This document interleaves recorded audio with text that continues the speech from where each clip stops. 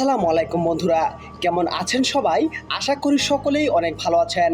তো বন্ধুরা, একটা জিনিস লক্ষ্য করেছেন কিনা, এই শিক্ষার্থীরা আগে নিজেরা আন্দোলনে নেমেছে, তারপর তাদের বাবা মাদেরকেও সেই আন্দোলনে নিয়ে এসেছে।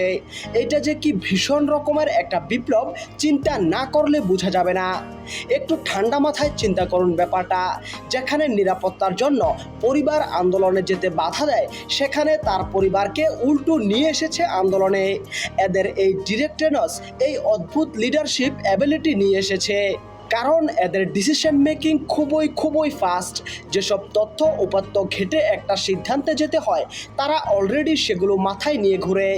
এ কারণে তাদের অপিনিয়ন পরিবারের কাছে এখন প্রায়োরিটি পায়। এরকম একটা সিনারিও বলি, মনে করুন অফিসের বস তাকে পাত্তা দিচ্ছে না বা তার চাহিদা মেটাচ্ছে না।